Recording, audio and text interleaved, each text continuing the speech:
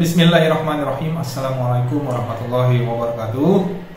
Halo sobat semuanya, kembali lagi di channel saya. Masih dalam kaitannya dengan saya sebagai pemula dalam belajar investasi. Nah, jika pada video sebelumnya saya telah menceritakan pengalaman saya pertama kali membeli reksadana, kemudian di video kedua mengenai reksadana saham saya, kapan rencana saya akan jual. Kemudian pada video kali ini saya akan menyampaikan hal-hal yang akan saya lakukan sebelum top up atau menambah unit reksadana saham saya.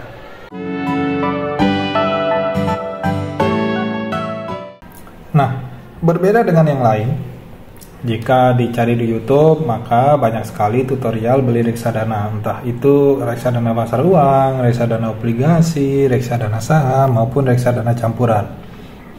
Isi tutorialnya berupa langkah-langkah atau cara-cara yang dilakukan untuk membeli reksadana.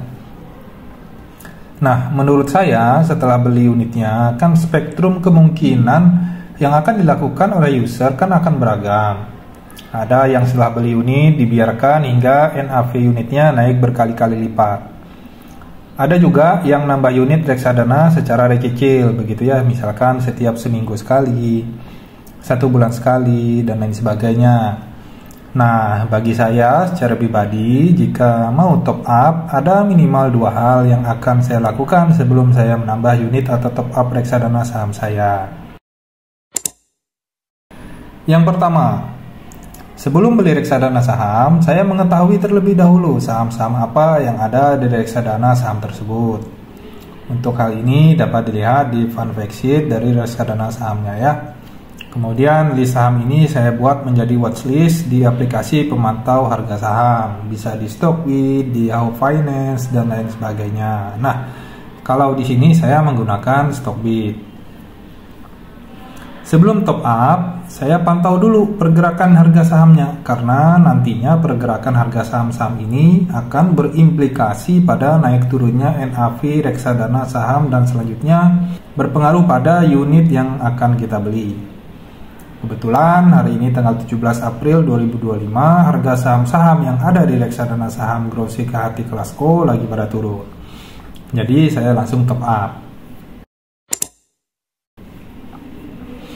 Yang kedua, nah ini yang paling krusial ya, yaitu memperhatikan waktu pada saat membeli. Di Bibit sendiri ada 4 proses yang dilalui sebelum unit reksadana kita masuk.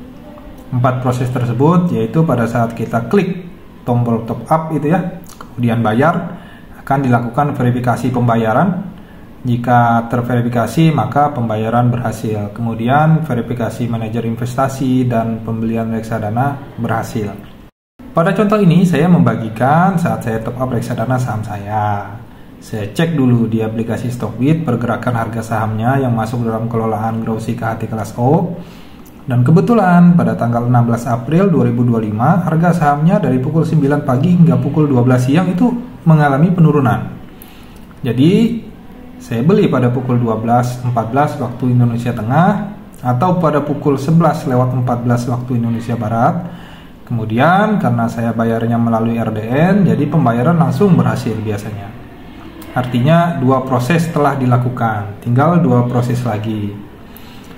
Verifikasi manajer investasi berhasil pada jam 18.35 waktu Indonesia Tengah, serta pembelian berhasil pada pukul 21.14 waktu Indonesia Tengah. Selanjutnya, unit reksadana saham saya masuk pada tanggal 17 April 2025. Di sini dapat dilihat NAV yang berlaku pada saat saya beli adalah NAV pada tanggal 16 April 2025.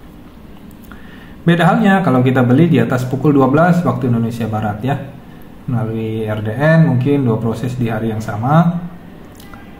Tetapi baru dapat diverifikasi oleh manajer investasi pada besoknya. Dan NAV yang berlaku juga NAV besoknya. Sehingga kalau besoknya harga-harga sahamnya naik, ya tentu jumlah unit yang akan kita dapatkan jadi lebih sedikit. Ini bagi saya pribadi ya.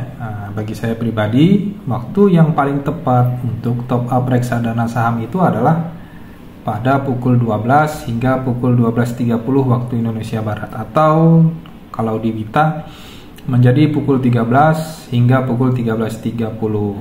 Mengapa demikian? Mungkin sobat dapat perhatikan ya, kalau turunnya harga-harga saham itu kadang bikin kaget. Suatu waktu turunnya cepat sekali, bahkan bisa sampai trading halt. Namun untuk harganya dapat balik lagi ke harga semula itu perlu waktu yang lama sekali. Pelan-pelan naiknya. Pemantauan harga saham-saham tadi mulai dari pukul 9 pagi hingga pukul 12. Di sesi pertama mungkin cukup dapat memberikan kita gambaran mengenai pergerakan naik turunnya harga-harga saham di pasar modal. Demikian yang dapat saya sampaikan mengenai hal-hal yang saya lakukan sebelum saya nambah unit atau top up reksadana saham saya.